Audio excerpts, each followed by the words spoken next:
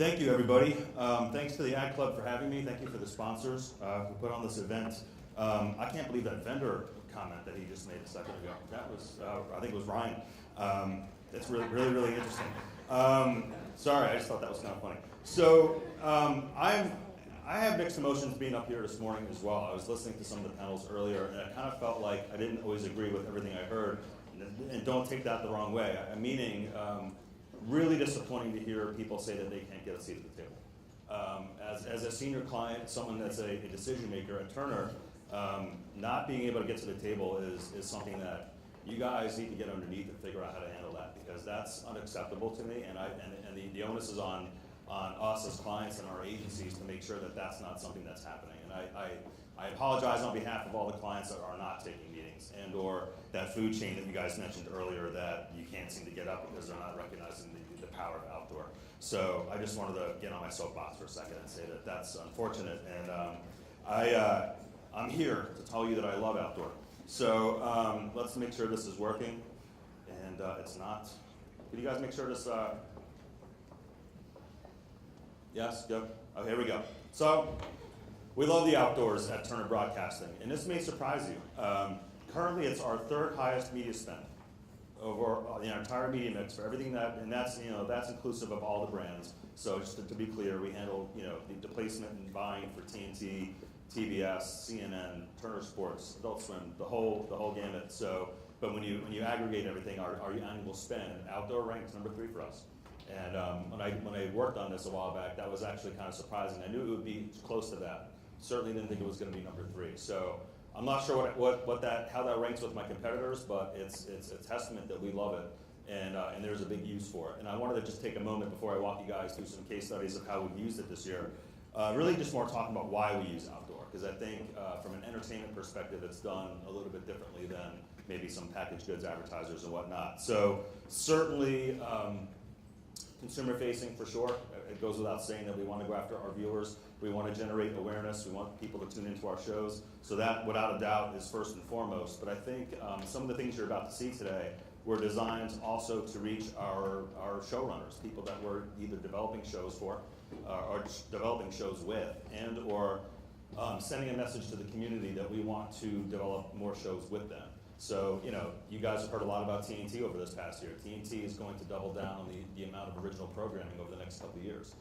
In order to do that, we need to be partnering with the best showrunners in the business. So in order for that to happen, we need to make sure that they understand the marketing muscle that Turner is going to put behind a campaign, so that when they are out pitching shows to different studios, we want them to come to Turner, because they know that Turner is going to put their campaign, their story, their baby out to the market better than anybody else. And I think what you're about to see today is some great examples of how we use outdoor, and I think there's really twofold here. There's the creative, innovative use of traditional outdoor platforms, because it still works in our opinion. And then there's also those innovative uses of new technology, things that haven't really been done before, which we're going to get into in a second, that really just takes our campaign to the entirely next level. And we are really excited about some of the stuff we did this year. So when Jill called me a couple months ago and asked me to talk today, I was like, we couldn't have picked a better year for this.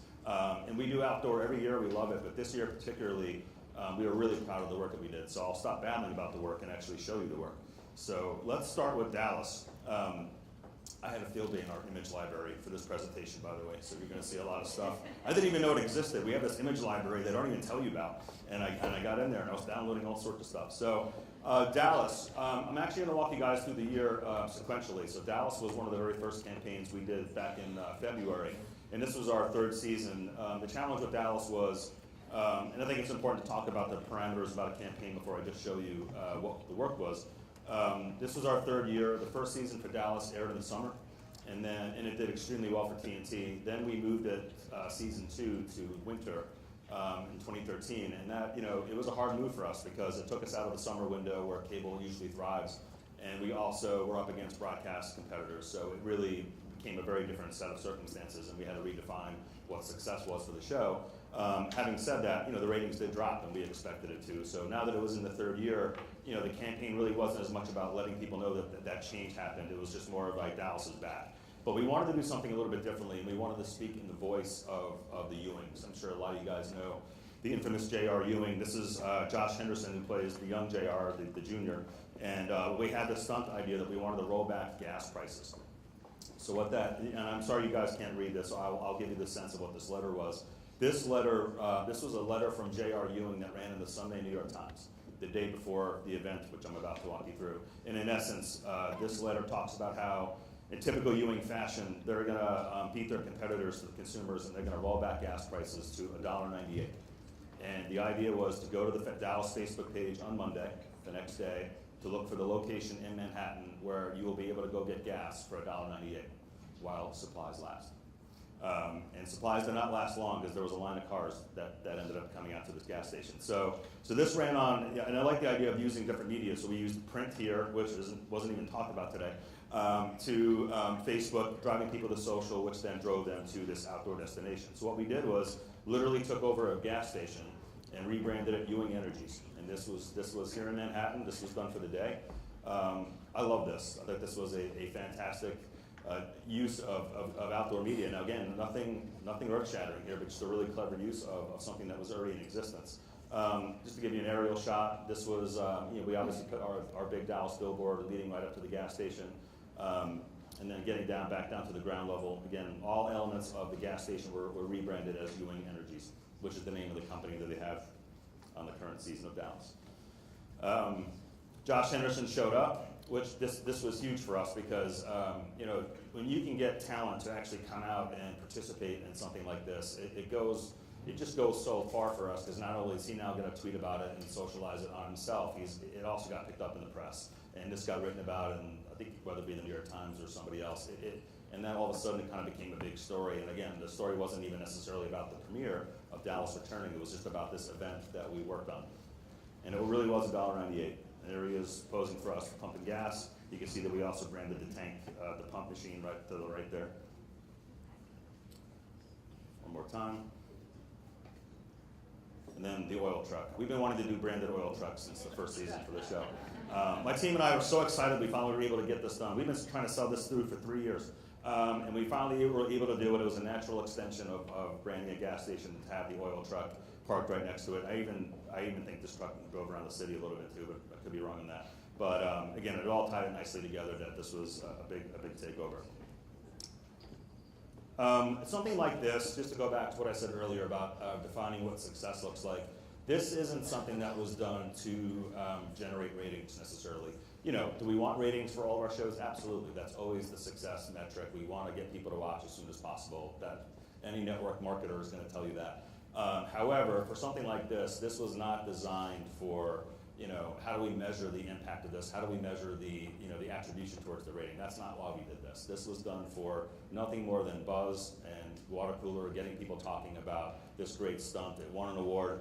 I think it actually won several awards. And I think that one of the things I heard back earlier this morning in some of the panels is making sure that your clients understand what success is for something. And I think that it's totally acceptable to do something like this that's in one market, doesn't necessarily have scale. I mean, granted, New York is a big city, but this was not done in multiple cities across the country. This was done in New York, and it was done extremely well.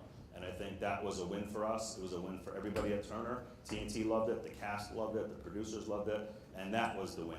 So it wasn't necessarily did it translate to viewership. It was more about this particular execution rose to the top and people loved it. So I hope that makes sense that sometimes the win needs to be redefined and it's not always about product sale. Moving forward, March Madness. I would argue that most of these people in this room probably do not do any work during the tournament when it kicks off in mid-March. There's a couple of days there, and on that Thursday and Friday when March Madness is literally all over the place and people are watching the shows, the games left and right. So this is a particularly really fun, really innovative campaign to work on because the entire strategy of March Madness is to watch every game live. So for those that are not aware of the deal that we have with the NCAA, which was signed several years ago, is that every single game is now aired across all the networks, whether it be CBS, TNT, TBS, and TruTV. Every game live, it's available. So you can either watch it on linear, you can watch it on our March Madness Live app and download that and watch it on your iPad or your phone. But the idea is that we want to make sure that these games are reachable wherever you are. Now, that's been great. In the first several years, our campaign has been focusing on television and digital. But this past year, we we went to MediaVest, our friend Norm and Daniel sitting over here, and I was like, and Norm actually took me for my word. I was like, I want to do something that hasn't been done before. And he came back to us several months later. He said, we've got something for you that's never been done before. And we were very intrigued. And what we did was we partnered with Outfront Media, formerly CBS Film, using the name for it. And we worked with and we basically developed 10 digital kiosks in the New York City subway system. So those of you that live here in the city, you've probably seen these as you walk in and out of certain stations. We handpick the stations, and this is a 24/7 digital kiosk. We operate the content feed from Atlanta. No one else is on it. This is 100% Turner. And when I heard that, that's when I was ready to issue the insertion order. And this was, I saw a lot of possibilities with this. And when we first started talking with MediaVest about it, it wasn't even about March Madness. It was more of just this idea that we can actually be in market every single day for all of our brands, even if it's just in New York, to maintain continuity. And that's really hard to do for us because the marketing dollars don't last. And you launch a show, you're lucky if you support week 2. And then if week $3 are left over, you're happy, and then it's done, and then you move on to the next show, hope that it takes off. But something like this, where you can actually now market and keep in market your different brand messaging on a regular basis, especially with video content, real-time video content, which is what this is, that was a no-brainer for us. And Norm can tell you, we said yes very quickly. And all Turner networks participate in this. So we have a content wheel that we've developed at the office where we just make sure that we update and monitor all the creative in real time. We have one of these boards actually here in Atlanta as well. So that's the one that's in our building down in Atlanta. So going back, I'm sorry, getting ahead here. Can I go back? Here we go. So this was a shot of 2 guys on a subway station just watching this game in real time. So we were just hanging out watching, seeing that people were going to pay attention to the games. They actually did. I had a photo of a guy who brought a chair out, and it was actually pretty funny. And it wasn't good for this presentation. It wasn't clear, but he was literally sitting on a chair with a bag of Doritos, and he made himself very comfortable. And he actually was just watching the tournament right there on the subway platform. So I may have sent that photo to David Levy, our president, and he may have written back, loving how funny that was. So we thought that was fantastic. So and again, I jumped ahead to the buses. So we took that idea even further out of the subway stations, and we wanted to go back above ground, and let's actually have the games on the sides of buses. So we did this as well. We had a couple different buses in the marketplace driving around. Some were stationed, some were mobile. The idea, again, was to make sure that March Madness was all people were talking about there in that week in New York. And you'll see what we also had it parked right outside Madison Square Garden. All real-time scores, real-time streaming. This was not something that was on delay. I will tell you from as we were talking about technology earlier, this was a very challenging campaign to pull off. This required months for us to do, to the point that we weren't even sure when we first did the deal with Outfront, could we even do this? And that was something that we needed to get underneath, because if we did do it and it was capable, we wanted to have it done up and running by March 1st so we could capitalize on March Madness. So that really kind of became the catalyst for this. But there was a lot of conversation with Turner Sports and their studio division to make sure that this was something we could do. And there's advertising, there's rights issues, there's all sorts of stuff, but we were able to actually have a separate feed for these particular executions, which was great. And I think that goes back to this idea that outdoor doesn't need to be the last thing added to a plan. This was something that we built, in a way, our campaign around these kinds of executions. So we look at things very differently at Turner, where we want this to be one of the big shiny toys in our campaign, as opposed to some of the traditional media that you'll see elsewhere. We really want, we will build around it. We'll make sure we find the dollars for it. Nothing new with urban panels. You guys have seen these before, but again, it's just this whole idea, like whatever is in our arsenal, whatever we have running, let's make sure that we are using it. So it was nothing more than just using real-time scores and showing them as people walk in and out of the subway station. If you're a Syracuse fan, you were happy to see that they were up. And we did this on taxi tops as well. I don't have a photo of that here, but we also did that. So again, the real-time scores, real-time games, and this is what Turner Sports was all about. And this was such a hit for us that we're going to continue to do this moving forward. I didn't have a slide here on how well it did, but March Madness is a huge event for us. It's in many ways it's the Super Bowl of college sports. And we see massive ratings. So jumping over to Legends, which was a series we had premiered back in the summertime. That's Sean Bean, if those of you who are not aware of who he is. The campaign this was an interesting one for us because, as I said earlier, TNT is developing more and more shows, new shows. They're trying to go a little bit more male, a little bit younger. And this was one of the first series, along with The Last Ship, which I'll talk to you in a second, about how this is kind of the future of the new TNT, so to speak. This was from producer Howard Gordon, who produced Homeland as well as 24. So there was a lot behind the show. And given Sean Bean's popularity in film as well as Game of Thrones, this was a series we were pretty excited about. We wanted to make sure that we established it the right way. So the thought was two things. We wanted to take over San Diego Comic-Con this past summer. That's hard to do.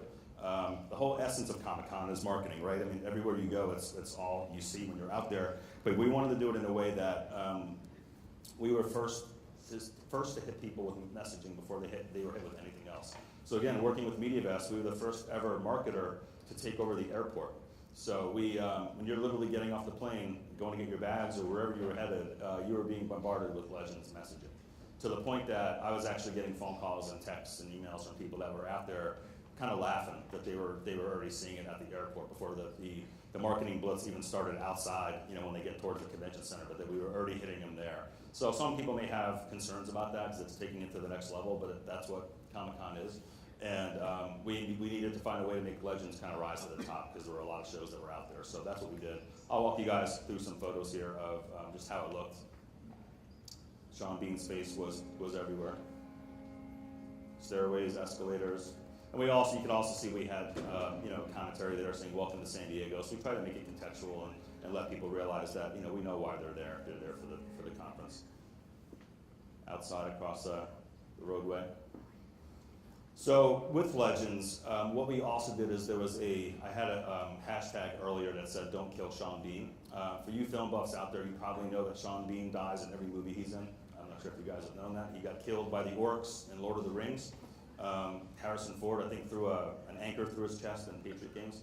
So he's an actor that's been in a lot of films, but his characters always die. So we played with that, and we had this idea of let's do this whole hashtag of "Don't kill Sean Bean." We got Sean behind it. He started tweeting it. He did work on Facebook for it. So a lot of our outdoor messaging in and around the marketplace, we even had people with T-shirts that said "Don't kill Sean Bean," and that became a huge trend topic for a couple of days at Comic-Con because people kind of got the joke. The Comic-Con fan understands that Sean Bean gets killed in all his movies, and they certainly got killed in Game of Thrones. So that was just a kind of an inside joke on that.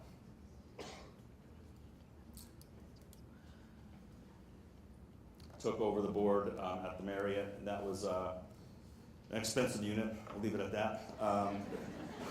It was a little pricey. I was showing this to my dad the other day, and he's like, "How much was that?" And I'm like, "You don't want to know how much this was." And also, we used a hashtag there too, so it wasn't as if it was something that we just utilized in social. We used the hashtag in a lot of our messaging in and around San Diego. It was a whole campaign platform, and we built it into that. We used Don't Kill Sean Bean in a lot of other ways when we launched Legends. So it became kind of our rallying cry, so to speak, to make sure people understood the series was approaching.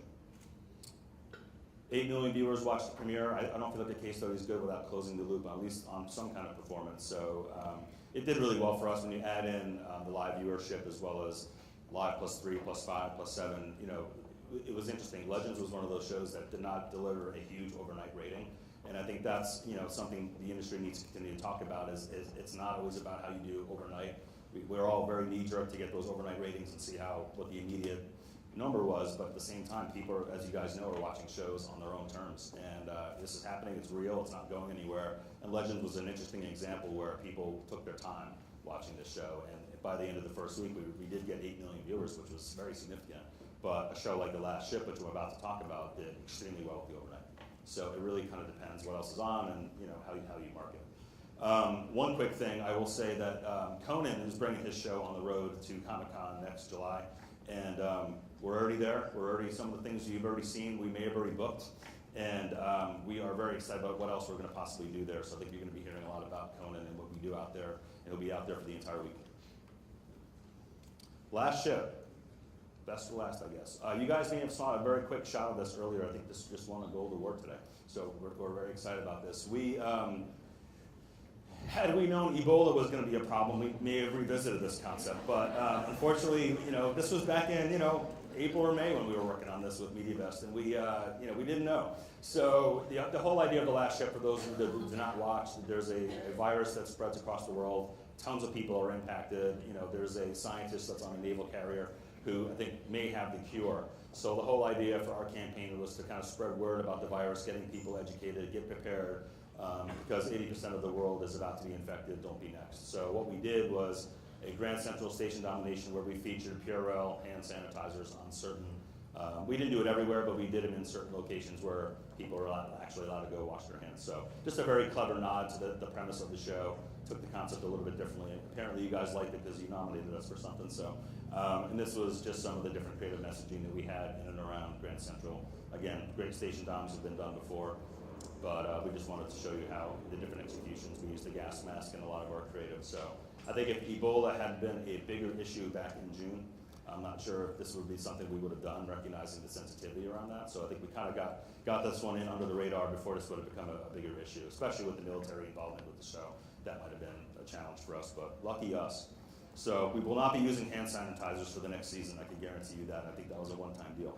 So it was cable's #1 series of the summer. It did extremely well for us. It was #1 pretty much every week when it launched. So we were thrilled. And I think a lot of that had to do with the marketing that we put behind it, and it's coming back next June, and that's success for us when the show gets greenlit halfway through a season before it's even finished, and that's what happened with the last show.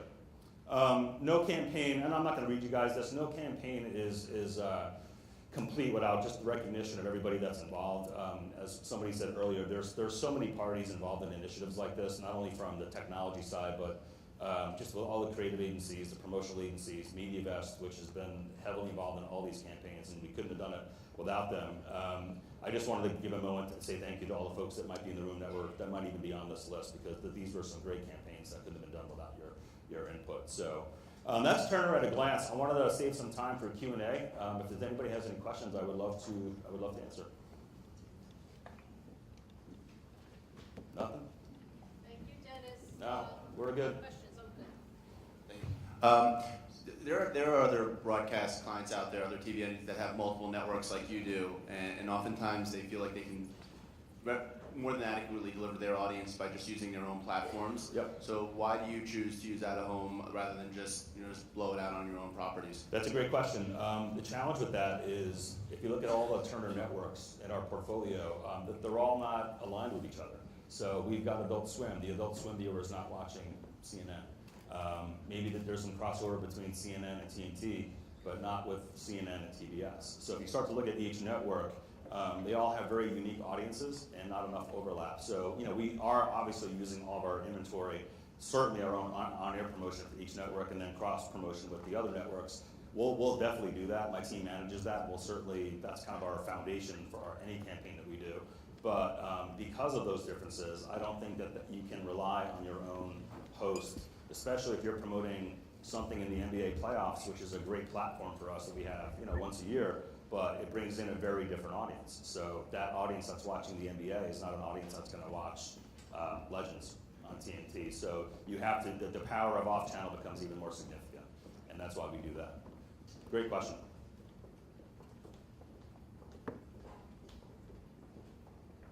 Thank you, Dennis. Thank you. Great presentation, Appreciate and it. we love the fact that you love outdoor. So Great. Thank you very much. Great. The network that you guys built, I think one of the things about building a network like this is that what comes with it is also the responsibility to put fresh content up, keeping it fresh and relevant.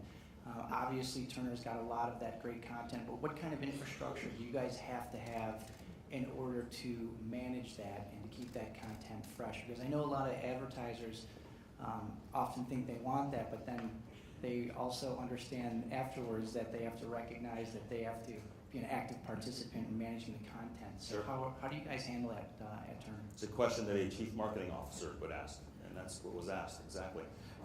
This was a hard sell. That was not, you would think that for me, as I said yes to Norm right away. I saw the vision of it, I understood it. The challenge we had was to make sure that everybody else around the company understood the vision of that. And it was hard. I think people immediately didn't get it. There was no sound. So there was a challenge with that. I didn't think that was a deal breaker, but there were some concerns about no sound. But to your point, it was going to require a new team of people, or a current team of people, to now actually add that responsibility to their list of making sure that we are keeping it fresh and rotating it in real time. So the loop is managed out of Atlanta. So I'll spare you guys the technology behind it all, but we do have dedicated people in my group that are actually responsible for updating this on a regular basis. What we've done is we work with the marketing teams at all the networks to just lay out a calendar of how often we want to update this content. I mean, you can update it on the fly. I mean, the beauty of it is if there's a breaking news story and we want CNN to drive people to CNN, you can do something and you can have it up there in seconds. And that's the beauty of this, and that's why we loved it. But it does require, not unlike social media, it's the exact same thing. If you're going to put out content from your Facebook page on a regular basis, all these networks, and I'm sure many people at the agency side, there's a calendar of content that you need to now produce and account for and schedule and maintain. It's no different than that. And but the challenge with us is that you need to make sure that we've got enough of that creative in the pipeline that we can continue to keep it fresh. So it's a challenge. It's definitely a challenge. It's a great question, but we don't see it as any other.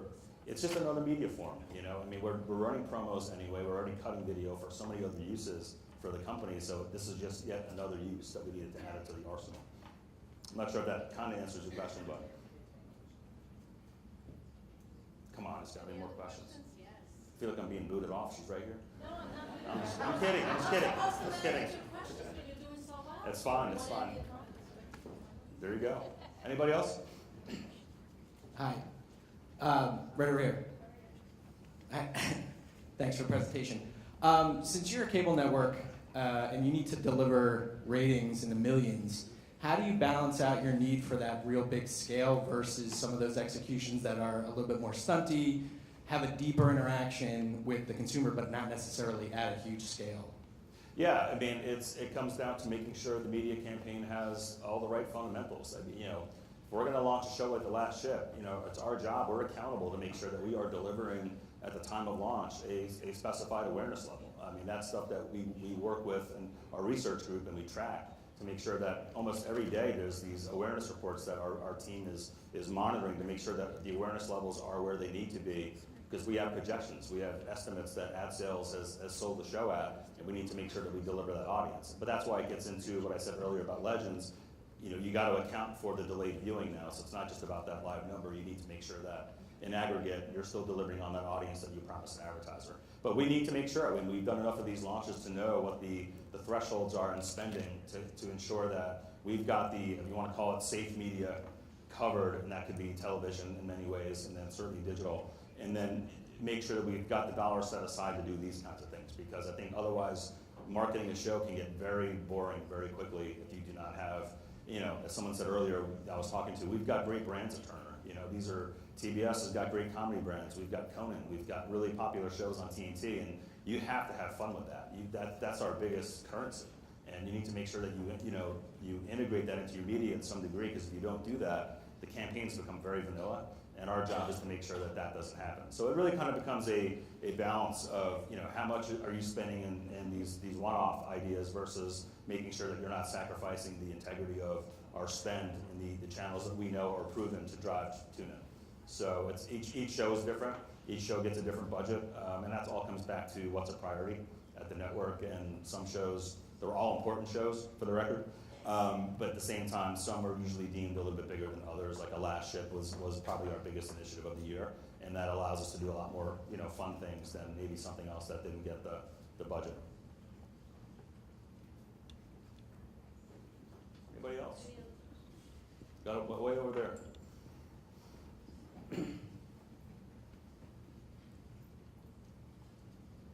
So you said out of home was third on the spend. What is that as a percentage of your overall budget?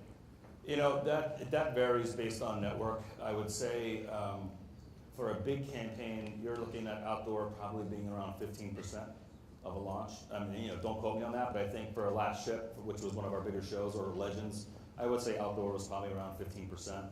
TV and digital drive the bus for most of our campaigns, but digital is kind of that's a broad term. I mean, you're talking about social, you're talking about search, marketing, mobile, video, general display, if people still do that. So, it's not just a simple calculation, but outdoor is up there. I mean, it's certainly, we're spending more in that space than we are in radio and print and other areas. Very coastal, a lot of New York, a lot of LA. We certainly will take it deeper than that if there are certain regions we want to be in. But the role of Los Angeles is pretty critical for us because a lot of our showrunners and the talent community is all based out there. We want to make sure that they're seeing the Turner love, so to speak. But this past year, we worked with MediaVest to kind of reinvigorate our presence in New York.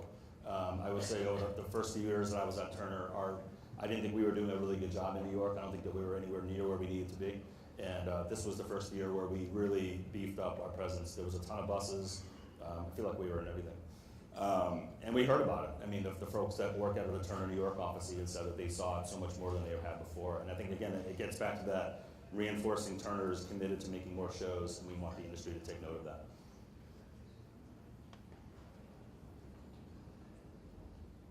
Ed, is this the softball question you're going to throw me? Just kidding. You just mentioned delayed viewing. So you mentioned delayed viewing. You deliver most of your audience during the original airing of the programs. The delayed viewing is delivering more and more of the audience than it's delivered before. Yep. Is it at a point, or do you get to a point where that you're going to be supporting that delayed viewing with marketing dollars? Love that question. Yes, I did not feed him that question, by the way, so it's completely original. Yeah, I think so. I think right now it would be highly irresponsible for any television marketer to not be thinking about continuity. I look at the competitors. I don't know who's all doing it that often. I don't see a lot of it. But the days of launching big with your media spend and then just shutting it off and then hoping for the best, you can't do that because you're not going to get enough of a return on that live premiere. Now, we got the return on the last ship, but we didn't get it on Legends. I'm talking about premiere. But we did get it with Legends. If you look at it the week later, when you aggregate VOD and all the other platforms that people can watch the show, it was there. So, sometimes the phone rings the next day after a launch where, the number's a little bit soft and everybody's like, geez, the show didn't hit. That's how I personally felt the morning after Legends. I was like, damn, we just put this big thing in the market and no one watched. But by the end of the week, they did watch. So I think what's happening now is I think more and more people are stacking. I mean, networks get stacking rights when they make shows where, we're not always the studio for all of our shows, and that's a challenge when you're not the studio. Not to get logistically with you guys here, but like when you're not the studio, you don't have the rights to stack all the shows, and that doesn't allow someone to binge view. So, but if you are the studio behind the show, you actually have all rights, and you can actually then put all the episodes up however you want to, because people want to watch multiple episodes, but you can only do that when you have the rights to do it. So if that's going to be becoming the bigger trend for us moving forward as a company, which I think it will, the stacking rights become a much bigger opportunity for us because now we can market in a continuity perspective more than we have in the past, because then you can remind people in season to go wherever to catch up on the show and watch it, because sometimes they just need a reminder. But right now, I think the days of launching and then going away, we need to take a hard look at that. We haven't really started doing that yet. I think that's something we're seriously considering, but I think it's going to require a test of some sorts to see, does that prove true? That if you're in market on a day-to-day basis, that'll actually have a lift in ratings. And outdoor will be a great media for us to test that with, because it could be in the market for every day. The creative canvas is something we'd have to talk about if it's a digital test or if it's static, but something we'll get underneath. Yeah. Thank you for a great presentation. Yeah, you said there's three media primarily that you're using. You have television, then you have digital, and then you have outdoor. Is there a specific dynamic function that you have in mind across those different platforms, so that you use digital for certain kinds of effects that's very different from the outdoor effect, one for buzz, one for informational, one to drive people to different places? How do you think about those platforms and their differences? Yeah, I mean, it's, each medium has a different role for us, and we try to approach every campaign like, what's the role of television, what's the role of digital and so forth. We have done a lot of tests over the years with third-party companies that help you answer that question. And the goal, obviously, in a perfect world, you would want to have every media channel drive both upper funnel awareness and lower level tune-in, and that would be awesome, right? If they all do the same thing, you're golden. Unfortunately, that's not the case. I mean, we've done tests in the past that digital does not drive tune-in, but it drives awareness. Television happens to do both. The challenge with television, being a television marketer, is that a lot of our competitors don't own our business. So, nationally. So I can't even call FX and say, run a spot for the last shift. FX doesn't even want our money.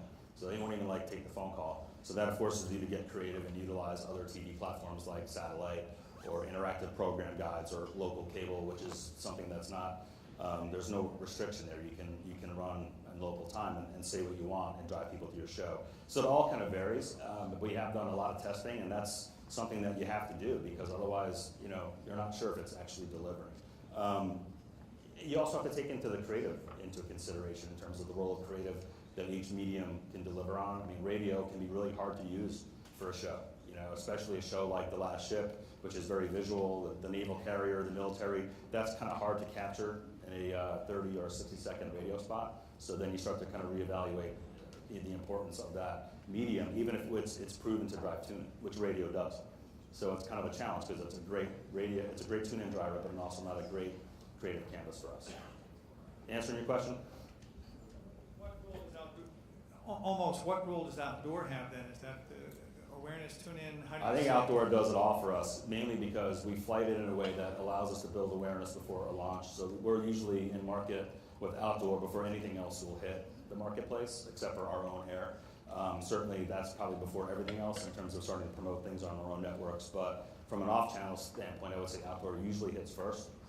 Sometimes some long lead print. We don't do much print, but if we did it, a monthly will drop right around the same time that an outdoor campaign will start. But we love to have outdoor stay in market at least for a few weeks after the launch, just to kind of reinforce episode 2, episode 3, and then at that point is usually where budgets are kind of starting to evaporate and you just don't have the finances to keep going. But to Ed's question earlier, that's something we're taking a hard look at because I think it's time to start to reevaluate flighting. And maybe there is something to be said about going and supporting the entire season, which we haven't done before. Sure. I think that's it. We're good. Thank you, everybody. I appreciate it.